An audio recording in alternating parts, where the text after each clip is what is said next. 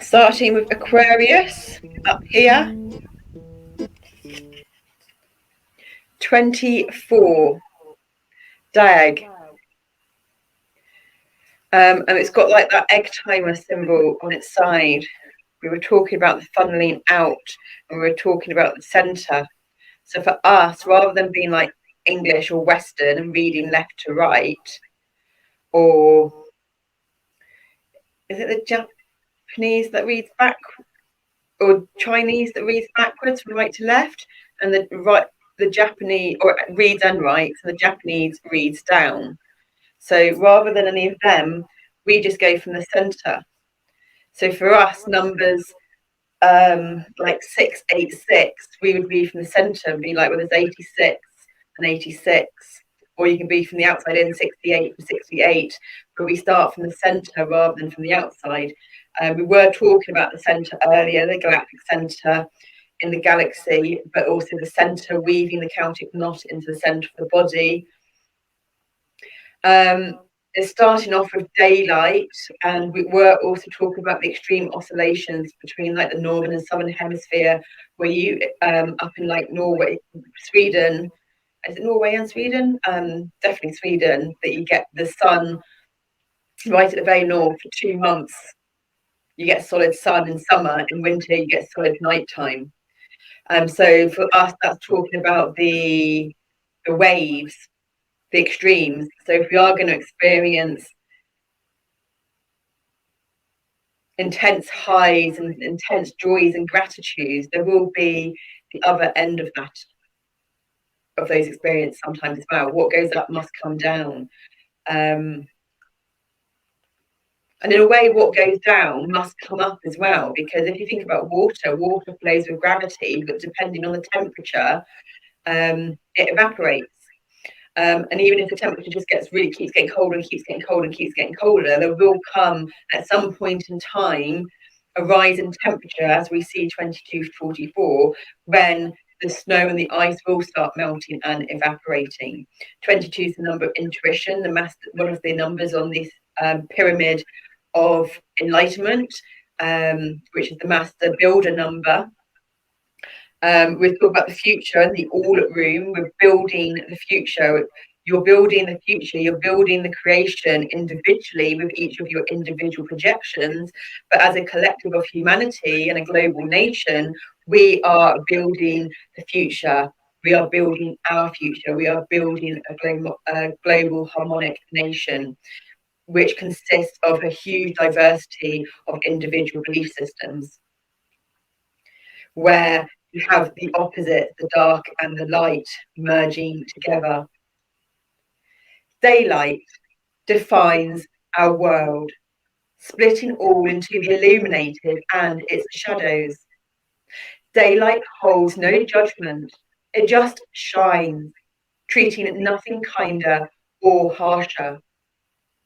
Daylight dawns and dies down daily, a rolling rhythm unremitting, greeting the moon as dusk drops and descends. Daylight still illuminates shadows purged by the moon's reflective face. Everything endlessly tripping the light fantastic. So where is Aquarius in your chart? What house is it in? Because daily is coming up a lot here. So, and it's number 24. On an expansive perspective, 24 equals 6. 6 is the home house of Virgo. Virgo is about daily routines and daily habits. Because it's an expansive number, it's daily routines and daily habits around holistic health and well-being that will expand one's future into the equilibrium, where there is sensory feelings of enjoyment, but without the extreme oscillations of the ups and the downs. There's a calibration and equilibrium. Shadows seeing the joy in the shadows, because the new perspectives and the new daily routines have, and it's not daily routines in a logical linear sense of get up at 8 o'clock every day. It's more talking about the seasons. It's more talking about the cycles of the sun. So rather than getting up at 8 o'clock every day, getting up at sunrise every day. This will depend around your work lifestyle and other things, but having understanding that the nature seasons and cycles has this ebb and flow where it's lighter later in winter than in summer, and that one's own lifestyle reflects and mirrors that also accommodates their own